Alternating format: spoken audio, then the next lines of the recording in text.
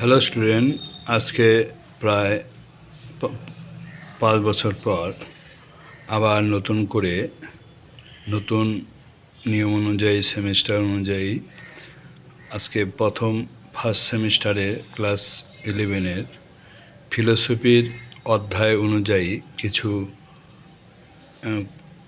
Common নিয়ে আলোচনা করা হলো। সেগুলো তোমাদের আশা করি দরকার পড়বে। তা প্রথমে আমরা প্রথম অধ্যায় নিয়ে আলোচনা করব। প্রথম অধ্যায়ের প্রথম কোশ্চেন, ভারতীয় মতে দর্শন শব্দের অর্থ কী? সেক্ষেত্রে ABCD অপশন দেওয়া থাকবে। তোমরা দেখতে পাচ্ছ এখানে আত্মদর্শন হবে সঠিক। পাশ্চাত্য মতে দর্শন শব্দের অর্থ হলো জ্ঞানের প্রতি অনুরাগ। এখানে বুঝতে হবে ভারতীয় মতে হলে দর্শন আত্মদর্শন, সত্যদর্শন, তত্ত্বদর্শন, কিন্তু পাশ্চাত্য মতে হলে কি হচ্ছে জ্ঞানের প্রতি অনুরাগ। কারণ এখানে ফিলোসফি শব্দের অর্থটাই পাশ্চাত্য দর্শনে বলা হয়েছে। ভারতীয় মতে দর্শন বলতে বোঝায় এখানে তত্ত্বদর্শন, কোশ্চেনটাকে ঘুরিয়ে এসেছে। সংকীর্ণ অর্থে দর্শন বলতে বোঝায় চাক্ষুষ প্রত্যক্ষ। পারিভাষিক অর্থে দর্শন শব্দের অর্থ তত্ত্বদর্শন। এদিকে আর তত্ত্বদর্শন বলতে সত্যের সাক্ষাৎ উপলব্ধি। দর্শন শব্দটি ইংরেজি ফিলোসফি শব্দ প্রতিশব্দ হিসেবে ব্যবহার করা হয়।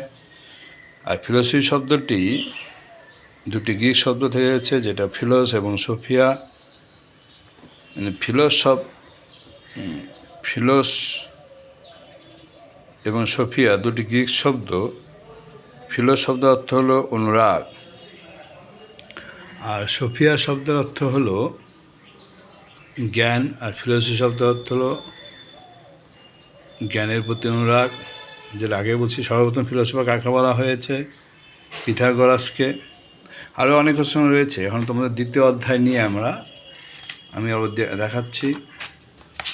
দ্বিতীয় অধ্যায় থেকে যে কমন কোশ্চেনগুলো রয়েছে সেগুলো হয়েছে যেমন ভারতীয় দর্শনের বিভাগ কয়টি? দুটি বিভাগ, আস্তিক ও নাস্তিক। আস্তিক বলতে বোঝায় বেদে বিশ্বাসী, নাস্তিক বলতে বোঝায় বেদে বিশ্বাসী নয়। আস্তিক দর্শন 6 প্রকার, নাস্তিক দর্শন 3 প্রকার। 3 প্রকার কী কী? বৌদ্ধ, জৈন আর কি 4 ভাগ। 4 ভাগ চরমপন্থী আর বাকি 2জন নরমপন্থী। আস্তিক দর্শন বেদ ভিত্তিক, নাস্তিক দর্শন বেদ বিরোধী। আর এখানে যে অপশন এরকম থাকবে, সদর্শনের মধ্যে অন্তর্ভুক্ত নয় কোনটি? সদর্শন তো 6টি আমরা জানি, সেখানে অন্তর্দর্শন নয় কোনটি? জৈন। কারণ জৈন তো নাস্তিক দর্শন, এখানে উত্তরটা কী হবে? জৈন হবে। যে সকল দর্শন সাক্ষাৎভাবে বেদের উপর প্রতিষ্ঠিত তাকে কী বলা হয়? বেদানুগত। বেদানুগত কারা ছিল? মীমাংসার বেদান্ত। এখানে আরও কোশ্চেন আছে, এই কয়টা কোশ্চেন মোটামুটি দেখো।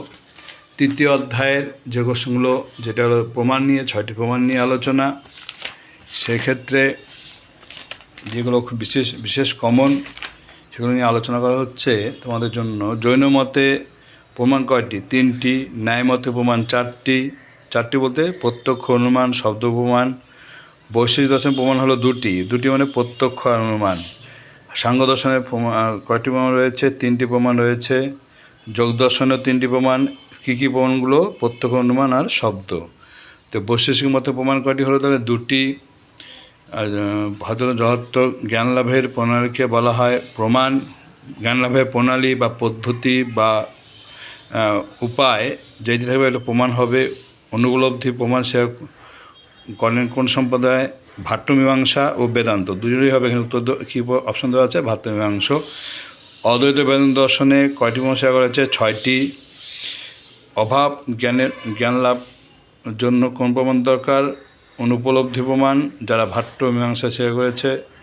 জ্ঞানের ক্ষেত্রে জ্ঞাতাকে কি প্রমাতা বলে? এই কথাটা কি? সত্য কথা। জ্ঞাতাই হলো প্রমাতা আর জ্ঞেয় হলো প্রমেয়। এটা মাথায় রাখতে হবে। এক্ষেত্রে অপ্রমা খুবই ইম্পর্টেন্ট কোশ্চেন। অপ্রমা কয় প্রকার? 3 প্রকার। সংশয়, বিপর্যয়, তর্ক, কথাটা সত্য কথা। ন্যায় দর্শনে প্রমেয় পদার্থ 16 প্রকার, কথা হলো মিথ্যা। নব্য ন্যায়মতে পদার্থজ্ঞান হলো শব্দবোধের কারণ। এই হলো কোশ্চেন। মোটামুটি এই যে স্তম্ভ থাকবে, স্তম্ভ মেলানোর ব্যাপার আছে তোমাদের। কর খ, একের সঙ্গে 1, 2-এর সঙ্গে 2, সেক্ষেত্রে কোনটা মিলছে? একের ভাট্য মীমাংস কয়টা প্রমাণ বলেছে? 6টি বলছে। তার মানে 1 ঠিক না এখানে। তো ঠিক কোনটা হচ্ছে? ন্যায় দর্শন 4টি, সাংখ্য 3 আর 4 সঠিক। এখানে দাগানোর ভুল আছে, ডি নম্বর অপশনটা হবে। কেবলমাত্র 3 আর 4 সঠিক হবে। ঠিক আছে, এদিকে এবার চতুর্থ অধ্যায়। তোটা তোমাদের 9টা অধ্যায় রয়েছে। মোটামুটি 9টা অধ্যায়ের মধ্যে পাশ্চাত্য দর্শন রয়েছে 2টি আর ভারতীয় দর্শন রয়েছে 7টি। তা ভারতীয় দর্শনের 4 নম্বর অধ্যায় চারবাক দর্শন। এক্ষেত্রে চারবাক দর্শনের ব্যাপ্তি, চারবাকগণ বলেন ব্যাপ্তি নির্ভর অনুমান হলো অযথার্থ, ওরা ব্যাপ্তিজ্ঞান মানে না। ব্যাপ্তি হলো এক প্রকার কি সার্বিক সম্পর্ক। ব্যাপ্তির মতে, চারবাক মতে ব্যাপ্তি সম্পর্ক অনুমান নির্ভর। চারবাক মতে ব্যাপ্তি সম্পর্ক শেয়ার করা হয় এটা অযৌক্তিক। চারবাক জ্ঞানতত্ত্ব মূল কথা হলো প্রত্যক্ষ একমাত্র প্রমাণ। আর এদিকে দেওয়া আছে চারমতে যথার্থ জ্ঞানের উৎস হলো প্রত্যক্ষ, ব্যাপ্তিজ্ঞান সম্ভব নয়, কথা বলেছেন চারবাক। চারবাক মতে কী দার্শনিক? জড়বাদী দার্শনিক। চারবাক মতে অনুমান কারণ নির্ভর, ব্যাপ্তি নির্ভর বলে প্রমাণ নয়। চারবাক হল আধ্যাত্মবাদী, কথা হলো মিথ্যা। লোকায়ত দর্শন, কথাটা সত্য। চারবাকরা শব্দ প্রমাণকে স্বীকার করেন, কথা মিথ্যা। ওদের মতে শব্দ প্রমাণে অনুমান প্রমাণ নয়। চারবাক মতে অনুমান লব্ধ জ্ঞান যথার্থ হয়। আজকে এই এই এই 4টা অধ্যায় আলোচনা করা হচ্ছে। পরের ভিডিওতে আমি আরও বাকি দিচ্ছি, ফলো আপ করতে থাকো। আজকের মতো এটুক, এর পরের ভিডিওটা এর মধ্যেই দিব, আবার ফলো করতে থাকো।